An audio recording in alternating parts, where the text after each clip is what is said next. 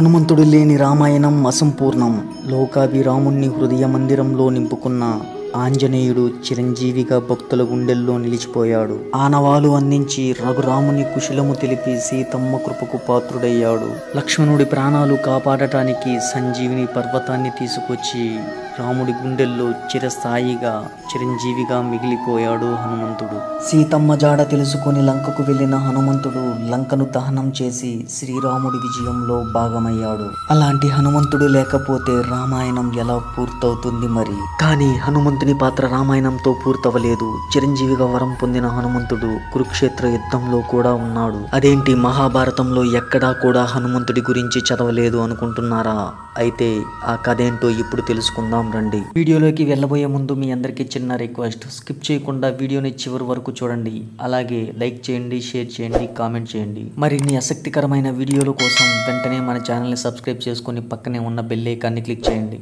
హనుమంతుడు బలశాలి చిరంజీవుడు. రామాయణంలో ముఖ్య పాత్ర పోషించిన హనుమంతుడు మహాభారతం కురుక్షేత్ర యుద్ధంలో కూడా ఉన్నాడు. హనుమంతుడు ప్రత్యక్షంగా ఆయుధాలు పట్టి యుద్ధం చేయలేదు. కౌరవులతో యుద్ధంలో అర్జునుడి రథకేతనంపై పాండవుల విజయ చిహ్నంగా నిలిచాడు హనుమంతుడు. దీని వెనక బలమైన కారణమే ఉంది. ఒకనాడు రామేశ్వరం వద్ద ఒక సాధారణ కోతి రూపంలో ఉన్న హనుమంతుడిని అర్జునుడు కలుసుకుంటాడు.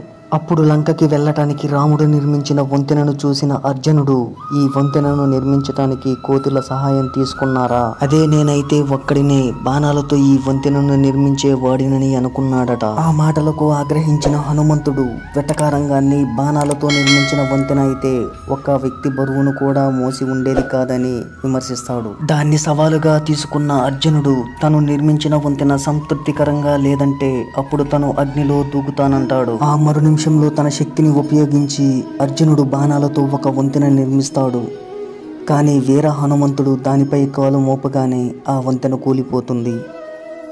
అది చూసి నిశ్చేష్టుడైన అర్జునుడు తన జీవితం అంతం చేసుకోవాలని నిర్ణయించుకుంటాడు. అప్పుడు కృష్ణుడు అర్జునుడిని గెలిపించేందుకు కూర్మ రూపం దాల్చి ఆ వంతెనను మునిగిపోకుండా కాపాడుతాడు.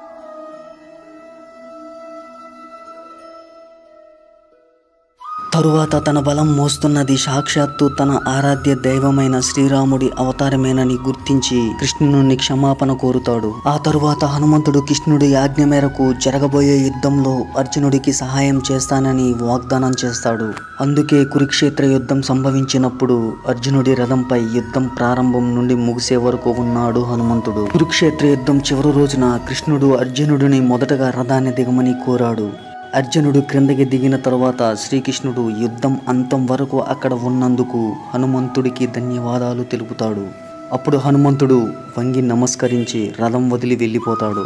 హనుమంతుడు వెళ్ళిన వెంటనే రథం అగ్నికి ఆహుతవుతుంది. ఇదంతా వీక్షించిన అర్జునుడు ఆశ్చర్యపోతాడు. అప్పుడు కృష్ణుడు ఇప్పటి వరకు హనుమంతుడు రక్షించటం వలన ఏ దివ్యదాలు ఏమీ చేయలేకపోయాయి, లేనట్లయితే ఎప్పుడూ రథం అగ్నికి ఆహుతయి ఉండేదని చెబుతాడు. ఆ విధంగా కురుక్షేత్ర యుద్ధంలో హనుమంతుడు కూడా పాలు పంచుకొని ధర్మ యుద్ధాన్ని గెలిపించాడు.